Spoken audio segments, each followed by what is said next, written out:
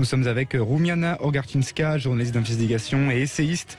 Vous avez coécrit avec Rosario Prior ce livre Pour la peau de Kadhafi aux éditions Fayard. Bonjour. Bonjour. Bonjour à vous et merci d'être avec nous. On a donc aujourd'hui une conférence internationale sur la Libye qui se tient à Paris avec une ambition, c'est assurer le processus électoral. La présidentielle est censée se tenir en Libye dans 1 mois et demi maintenant, le 24 décembre. Roumiana Orgarczynska, est-ce que à ce stade, ce calendrier électoral vous paraît tenable ? Il sera tenable s'il y a pour cette fois une véritable volonté et une cohésion de la communauté internationale pour maintenir ce scrutin et surtout pour faire accepter les résultats de ce scrutin. Ce n'est un secret pour personne. Ces élections n'enchantent pas un certain nombre d'acteurs, que ce soit au plan international ou sur le plan local. Mais ce n'est pas la première fois, en effet, que des élections sont prévues, promises aux Libyens. Et les Libyens veulent ces élections. Ils en ont assez de cette période de troubles, de conflits, de guerre, de présence de groupes islamistes et terroristes, car bien entendu ce chaos est un aimant pour ce genre d'organisation. Et ils sont convaincus que le seul moyen de sortir de l'impasse, de l'imbroglio, des conflits politiques locaux, régionaux, internationaux, géopolitiques, géostratégiques, c'est qu'on leur permette de s'exprimer et de choisir, eux, par les urnes, ce qu'ils ont fait tout de même à 2 reprises depuis la chute de Kadhafi en 2012, puis en 2014. Mais les rivalités sur le terrain et, il faut l'avouer, l'ingérence d'un certain nombre de groupes internationaux, de pays, n'ont pas aidé à stabiliser les résultats, ont permis à certains de les rejeter, y compris en 2014, la capitale a été prise par les armes, le Parlement élu a dû fuir Tripoli.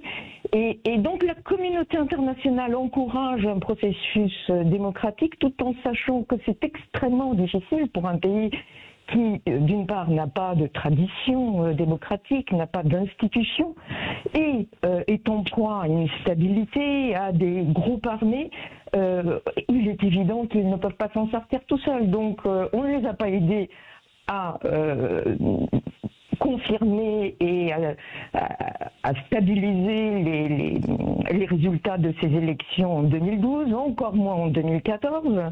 Et il est évident qu'aujourd'hui encore, si la communauté internationale se permet d'agir de la sorte, on est reparti pour une décennie d'instabilité, voire des guerres encore plus sanglantes que ce qu'on a pu voir jusqu'à présent en Libye. Qu'est-ce qu'on peut attendre de la réunion qui est prévue aujourd'hui à Paris, cette médiation internationale qui est composée de l'Allemagne, de l'Italie, de la France et des Nations Unies et également de la Libye. Qu'est-ce qu'on peut attendre de la part de cette réunion ? Est-ce que concrètement, comment la communauté internationale peut garantir ce processus étant donné la situation, vous l'avez dit, toujours chaotique sur le plan politique et sécuritaire en Libye ? Ça va être très très compliqué, d'autant plus que des acteurs majeurs dans le conflit libyen, à savoir la Turquie, qui a des forces militaires sur place, n'est pas là. Refus. L'Algérie sera représentée, mais le président ne viendra pas. Or, l'Algérie quand même est un facteur régional de stabilité et de sécurité qui n'est certainement pas négligeable. Donc, de ce point de vue-là, on va avoir du mal à pérenniser les décisions de cette conférence.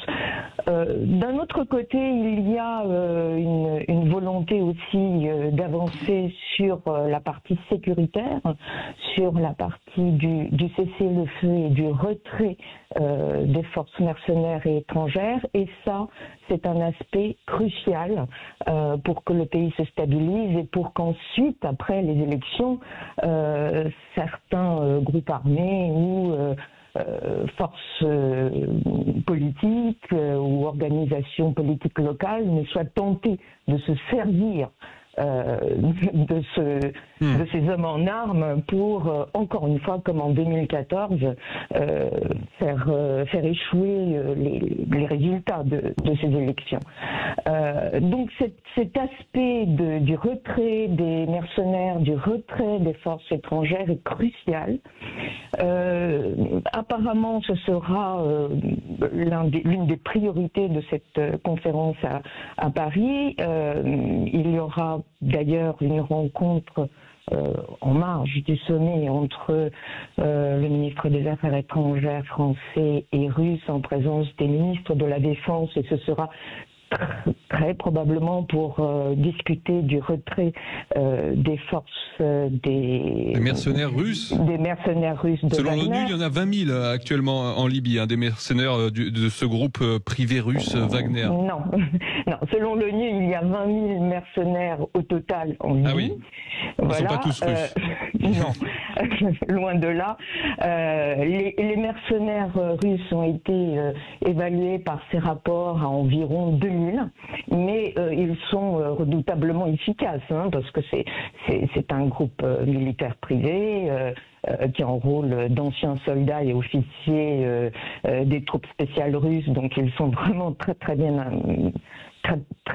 bien formés, très bien équipés, donc leur efficacité est redoutable. Et puis de l'autre côté, vous avez également plus de 10 000, en tout cas, mercenaires syriens qui ont été envoyés en Libye du côté de Tripoli pendant le conflit en Tripoli, mais qui sont restés et qui eux ont été enrôlés par l'équivalent de Turc de Wagner, une société militaire privée qui s'appelle Sadat, qui est dirigée par un proche d'Erdogan. Donc là aussi, certes, ce sont des contrats privés. On peut se dire qu'à partir du moment où ces contrats sont annulés et qu'on ne paye plus et qu'on organise le retrait de ces mercenaires, le problème devrait être résolu.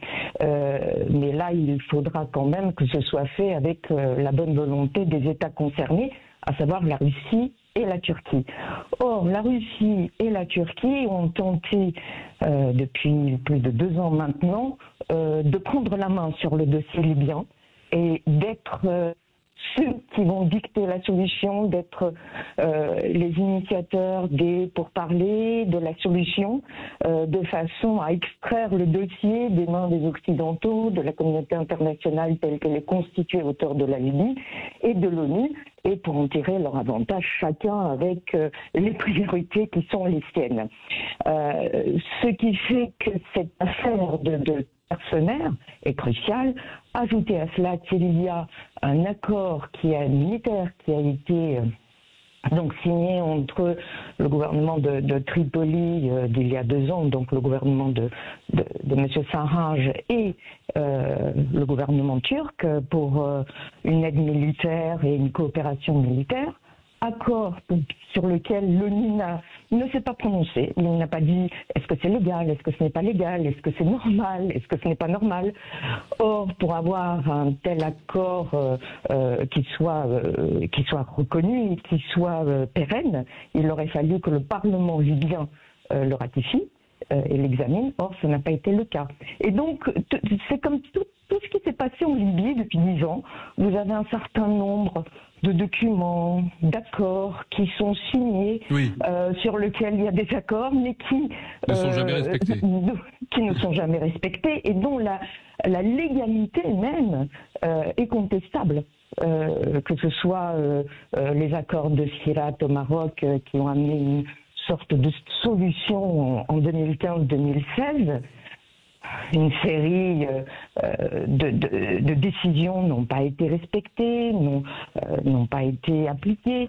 De même, plus récemment, lors des pourparlers qui ont été organisés sous l'égide de l'ONU à Tunis et à Genève, on a constitué une sorte de panel représentatif qui se voulait représentatif des Libyens avec 75 membres pour former un forum de dialogue politique qui en fait a voté qui allait diriger le pays pendant la période de transition pour organiser les élections. Tout ce qui s'est passé lors de ce forum a été entaché de beaucoup de polémiques. Il a même été dit que certains membres avaient été achetés. L'ONU a promis qu'il y aurait une enquête et des sanctions, et c'est un an qu'on les attend.